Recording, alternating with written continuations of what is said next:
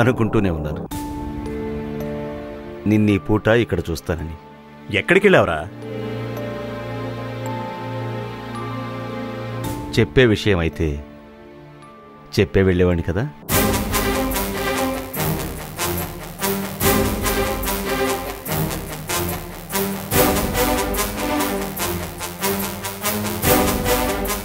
భోంచేసావా? చెయ్యకపోతే కలిసి భోంచేద్దాం.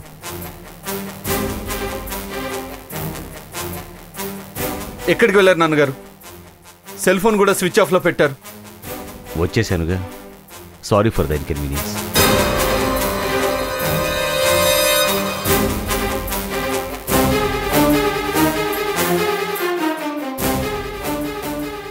కోర్టుకు మీరు రాకపోయేసరికి మీకు ఒంట్లో బాగాలేదని అఫిడవిట్ ప్రొడ్యూస్ చేసి కేసు వాయిదా వేయించాం. థ్యాంక్స్. నాకు తెలుసు నీ సమర్థత. ఆ నమ్మకంతోనే వెళ్ళాను.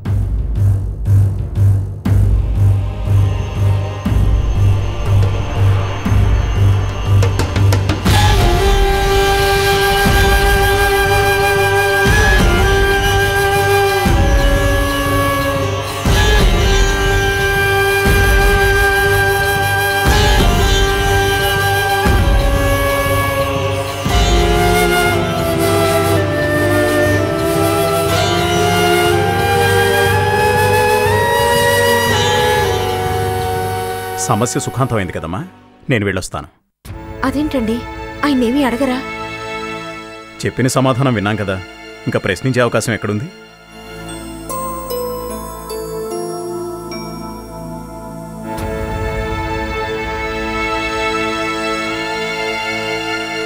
చూసారా, ఆయన కనీసం చీమ కుట్టినట్టేనా ఉందా? ఎంత నిర్లక్ష్యం! ఇందాకడి నుంచి ఎదురు చూస్తూ మనం భయంతో టెన్షన్తో పిచ్చివాళ్లా ఉంటే ఆయన కనీసం ఆయనకి మన గురించి పట్టనప్పుడు మనం ఇంతగా పట్టించుకోవడంలో అర్థం లేదు. పదండి.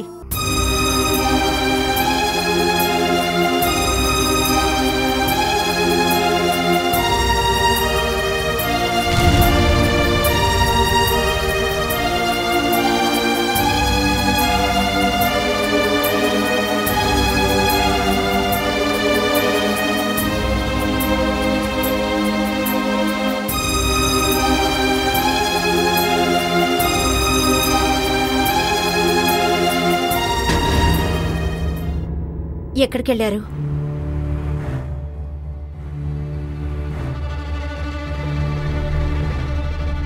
అంటే మన జీవితాలు నాశనం అయిపోయినా పర్వాలేదని కోర్టుకి రాలేదా? మాట్లాడరేంటండి? అందరి జీవితాలు బాగుండాలని కోర్టుకు రాలేదు. అంటే నీకు నాకు దూరంగా ఉన్న ప్రజ్ఞ కోసం.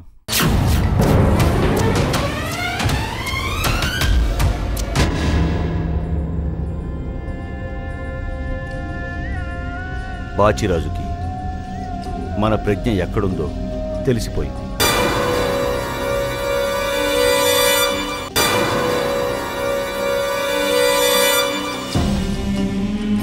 వాళ్ల మనుషుల కంట పడకుండా ప్రజ్ఞని వేరే చోట దాచొచ్చాను.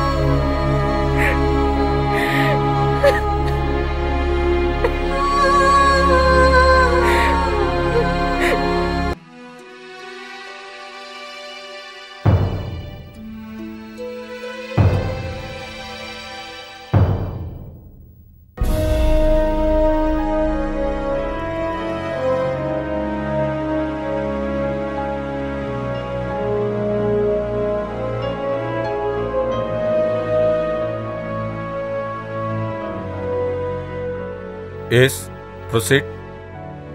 తన భార్య శ్రీమతి మల్లేశ్వరి భూపతిరాజుని లోకాయుక్తగా విధి నిర్వర్తిస్తున్న మాజీ న్యాయమూర్తి శ్రీ రాజశేఖరం ముల్లపూడి బలవంతంగా చట్టవిరుద్ధంగా తన ఇంట్లో నిర్బంధించి తన భార్యగా చెప్పుకుంటున్నాడని సదరు ముద్దాయిని నిందితునిగా నిర్ధారించి తన భార్యని తనకిప్పించవలసిందిగా శ్రీ నిఖిల్ రాజు భూపతిరాజు కోర్టు వారిని కోరుకుంటున్నారు.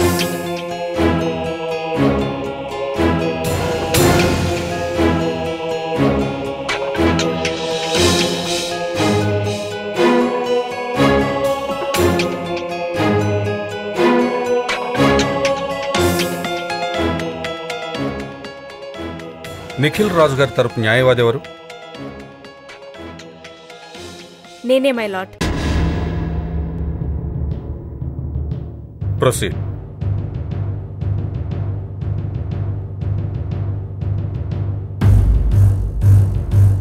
రాజశేఖరం గారిని బోన్లో ప్రవేశపెట్టవలసిందిగా కోర్టు వారిని కోరుకుంటున్నాను.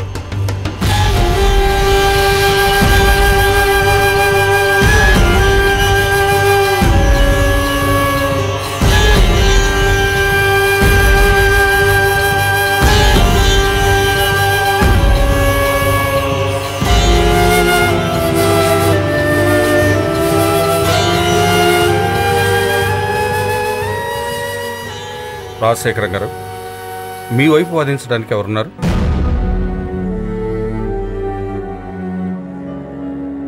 ఎవరూ లేరంటే కోర్టు ప్రొవైడ్ చేస్తుంది.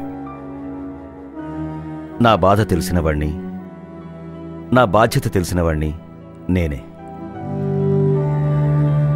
కాబట్టి నా కేసు వాదించడానికి నేనే సిద్ధంగా ఉన్నాను, your honour. Proceed. I object your honour. గౌరవనీయులైన రాజశేఖరం గారు ఇక్కడ ఇదే కోర్టులో న్యాయమూర్తులుగా పనిచేశారు. ప్రస్తుతం క్యాబినెట్ మినిస్టర్ ర్యాంక్కు సమానమైన హోదా కలిగిన లోకాయుక్త పదవిలో ఉన్నారు.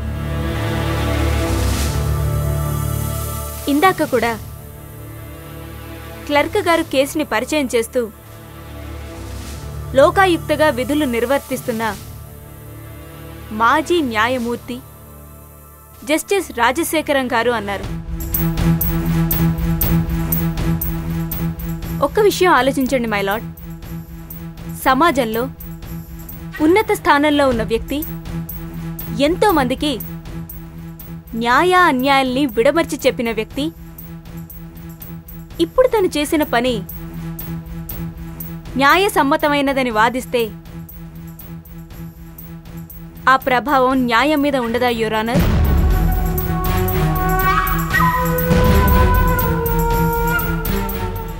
కేసు ప్రారంభానికి ముందే క్లర్క్ గారిని ఇన్ఫ్లుయెన్స్ చేసిన ఆయన పదవి న్యాయాన్ని ఎందుకు ఇన్ఫ్లుయెన్స్ చేయదు సార్? ఇక్కడ కోర్టు వారి విచక్షణని కానీ సమర్థతని కానీ తప్పు పట్టడం లేదు, శంకించడం లేదు కూడా. రాజశేఖరం గారిని తక్కువగా అంచనా వేయకూడదు అంటున్నాను. న్యాయవాదిగా న్యాయవాదుల మనస్తత్వాలు అర్థం చేసుకొని చెప్తున్నాను యువరానా. ఏ న్యాయవాదైనా న్యాయం గెలవాలని ఎలా అనుకుంటాడో తను గెలవాలని అంతగానే కోరుకుంటాడు. అది సహజం. అలా కానప్పుడు ఇన్ని కేసులు ఉండవు, ఇంతమంది న్యాయవాదులు ఉండరు. రాజశేఖరం గారేమి అందుకు అతీతులు కాదు.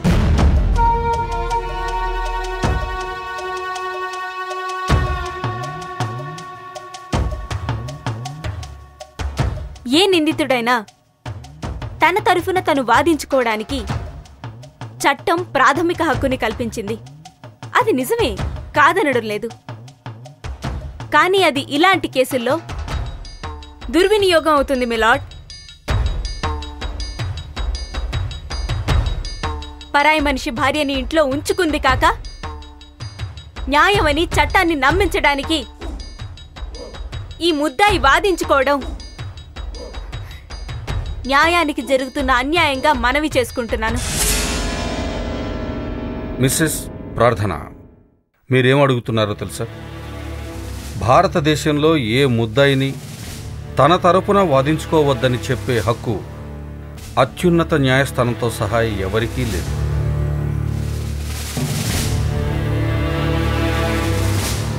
కొత్తగా వచ్చారు, కొన్ని విషయాలు తెలుసుకుని మాట్లాడడం మంచిది. దయచేసి కోర్టు సమయాన్ని వృధా చేయొద్దు. రైట్?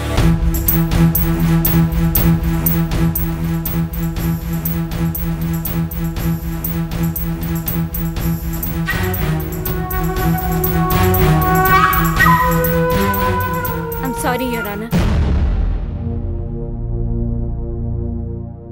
మీరు చెప్పిన విషయం గురించి తెలుసుకున్నాను.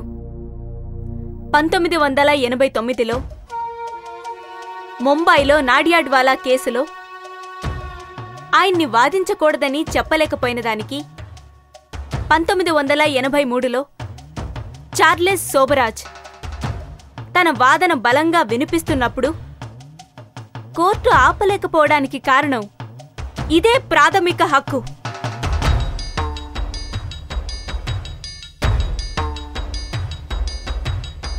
ఇలా తప్పులు చేసిన వాళ్ళందరూ వాళ్ల వాదనా పటిమతో నిర్దోషులుగా బయటపడితే ఇక న్యాయ వ్యవస్థ మీద గౌరవమేముంది? ఎన్నోసార్లు మార్చి రాసుకున్న రాజ్యాంగాన్ని, భారతీయ శిక్షా స్మృతిని కూడా ఎందుకు ఆ కోణం నుంచి ఆలోచించి మార్చుకోకూడదు?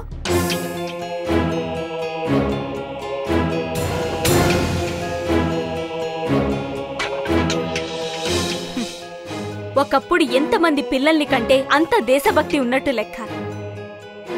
కాని ఇప్పుడు ఒకరి తర్వాత రెండో వారుంటే ఎవరికి వారే సిగ్గుపడుతున్నారు.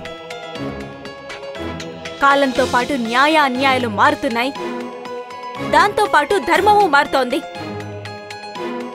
మనుశాస్త్ర శిక్షా స్మృతిని ఇంకా మార్చుకోకపోవడం అభినందించదగ్గ విషయమా యువర్ ఆనర్?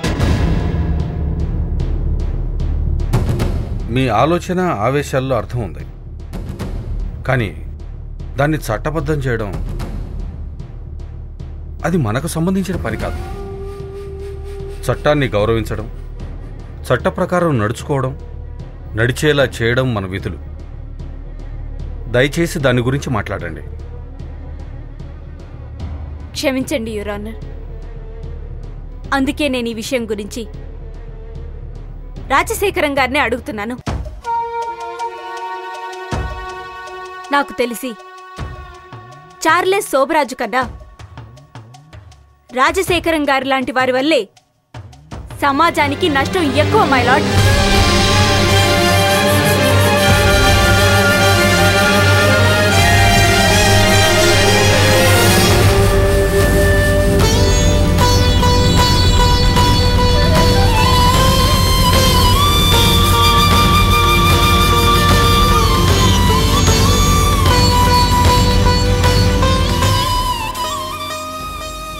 సమాజంలో ఉన్నతమైన స్థానంలో ఉన్న ఇలాంటి వ్యక్తి చేసిన తప్పు వివాహ వ్యవస్థనే వెక్కిరిస్తోంది.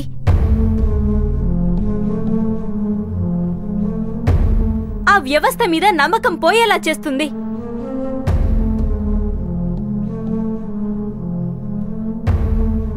నా వాదనలో వేదనలో నిజాయితీ ఉంటే, ఉందని వీరు భావిస్తే వారిని వాదించకుండా తప్పుకోమంటున్నాను.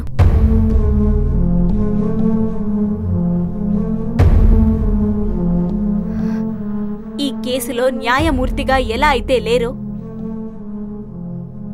న్యాయవాదిగా కూడా అలాగే తప్పుకుంటే అసలు విషయాలు బయటికి వస్తాయని మనవి చేసుకుంటున్నాను. దీన్ని ఆయన విజ్ఞతకే వదిలేస్తున్నాను.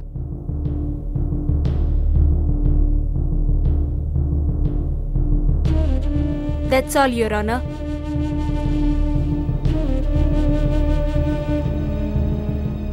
The court is adjourned.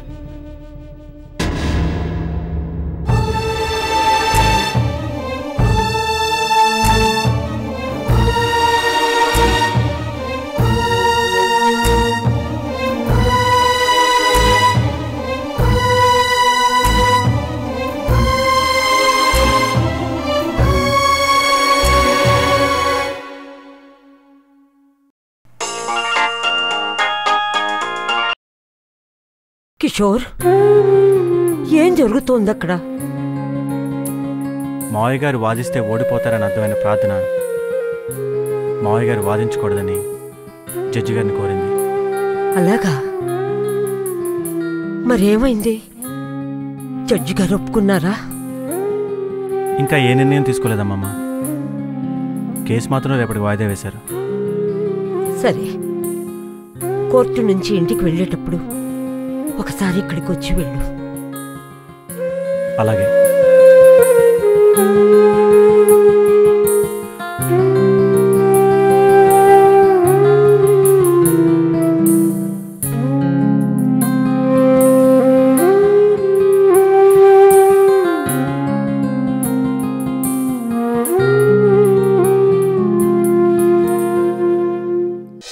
మన ఇంట్లోనే ఎందుకు ఇన్ని జరుగుతున్నాయి? ఇప్పుడు నాన్నగారు ఎక్కడున్నారా? నాకు పుత్ర భిక్ష పెట్టు కిషోర్. అన్నీ ఆలోచించే ఈ నిర్ణయానికి వచ్చాను. నిర్ణయం అన్నది ఒక్కసారి తీసుకుంటే మళ్ళీ మారదు.